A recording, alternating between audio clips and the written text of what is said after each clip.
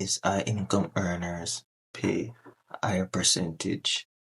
Example that I listed in the first point, which is if you um do married filing jointly, married filing separately, head of house, alright. As I slowly count patterns, speeding up the heartbeat, banging in my chest. Hey guys, how are you doing today? Welcome to One International Love Podcast.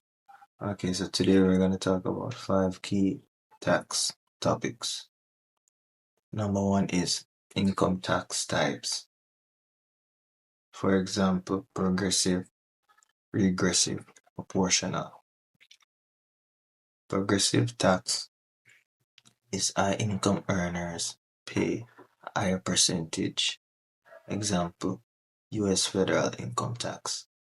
Regressive tax takes a longer percentage of income from low income earners, example sales tax. And proportional tax is everyone pays the same percentage, example flat tax. Number 2 key point is tax deduction versus tax credits.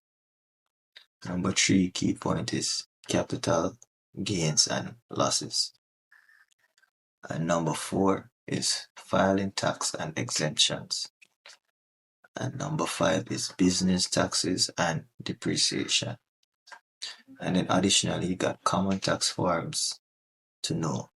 WF4 tells your employer how much to withhold. And W2 summarizes annual wages and tax withheld. And 1040 main form for individual tax returns. Alright, so let's explain the different types of income tax types, which is progressive, 1, regressive, and proportional. So progressive tax is basically the persons that is on the top of the food chain or the hierarchy. You know what I mean? They pay more taxes because obviously they got more business to take care of. They got more stuff to do. So they're gonna pay more taxes. You get what I'm saying? So that's the progressive tax. The regressive tax now is it takes a longer tax rate from low income earners. You get what I'm saying? So people that are earning like getting less pay. You get what I'm saying? Like under the pay rate. You get what I'm saying? Yeah, they pay that type of tax. You get me? Yeah. Proportional tax is the same progressive taxpayers pay the proportional tax and the regressive taxpayer pay the proportional tax. So both people or both parties pay proportional tax. You know what I mean? So it doesn't matter which stage you're on, if you're on the higher section or the lower section, you still pay that, the both pay that tax. You get what I'm saying? Alright, number 2, tax deduction versus tax credit. Deductions reduce the amount of income subject to tax. Example, standard deduction, student loan interest, charitable donations. So basically, that is basically reducing your tax level in the student loan whenever you take out a student loan to fund your course or your student process, your student schooling process. You get what I'm saying? The tax reduction, it helps in reducing the tax value, so you pay less tax. You get what I'm saying? Credits directly reduce the tax amount owed dollar for dollar. Example, child tax credit, earned income tax credit. So basically, credit is a different thing. It reduces the tax amount that you owe based on like I would say like extras that you owe, because sometimes you don't pay what you owed, and it increases and increases day by day every single time. So that would be your credit. You know what I mean? And then whenever you pay it, no, it reduces. That's why they put it in that section and call it credit. You get what I'm saying? Yeah, all of this is my opinion.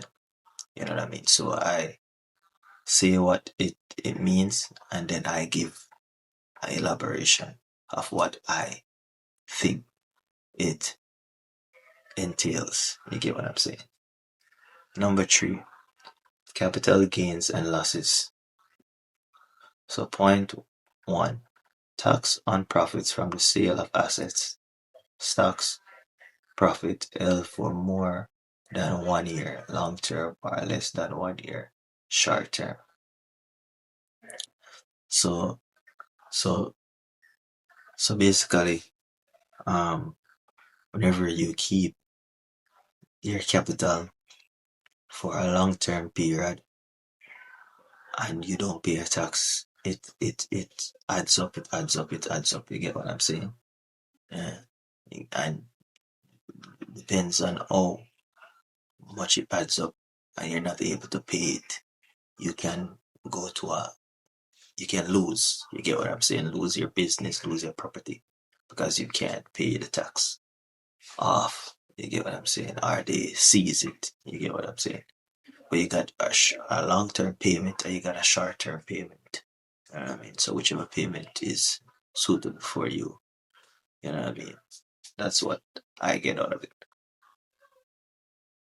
And long term, next point, long term capital gains often have lower tax rates than ordinary income.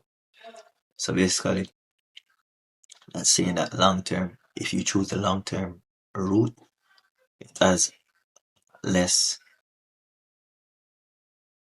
lower tax rates than ordinary income. So the tax rate is at a lower payment level instead of the short term capital gains. You get what I'm saying? Yeah. So that would be the most beneficial method of um getting the payment done. You know what I mean? Alright. Point number 4. Filing status and exemption. Um, Points in that are determines your standard deduction and tax rates. Options include single, married filing jointly, married filing separately, head of house, and qualifying surviving spouse. So basically, that is the different types of taxes you pay whenever you're going to pay your taxes, because obviously in life you're gonna evolve from one um place to another. You know what I mean? You might be single, you evolve. You might be married at one point. You know what I mean? You have a family, so you're the head of the house in terms of you're the only one getting income, and getting paid, working. You get what I'm saying? So it varies, So that's basically what that is basically explaining. You know what I mean? The next point in number 4, topic number 4 is choosing the correct status is essential for maximizing benefits.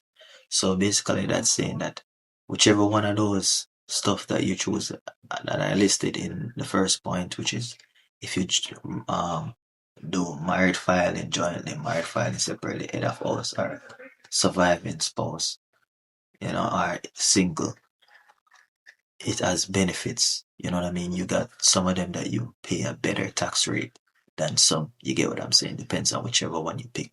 You know what I mean? Yeah. Alright, so topic number 5. Business taxes and depreciation. Points. Rules for calculation self-employment tax, business deduction, and depreciation of asset. Example, Form 4797. So basically, that's basically telling you how you calculate your tax. You know what I mean? How it's, if it's reduced, if it's increased. You know what I mean? So that's basically if the business got deductions and appreciations of assets, like if the assets are going down, or if it's gain, if it's profiting. You know what I mean? So that's basically what that tells you. The form, example of a form is 4797. You have other forms that does that process, isn't it? Yeah.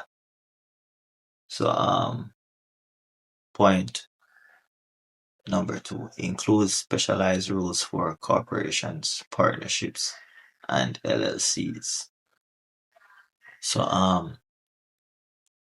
the form that you're given, it it has different objectives or different options. If you're using corporation, partnerships, and LLCs, you get what I'm saying? So it varies whichever one you're using. It has different options how to go about um, calculating your self-employment taxes for your business, deductions, and depreciation of assets. All right, guys. So that is it for One International Love podcast. I'll see you next time. Peace.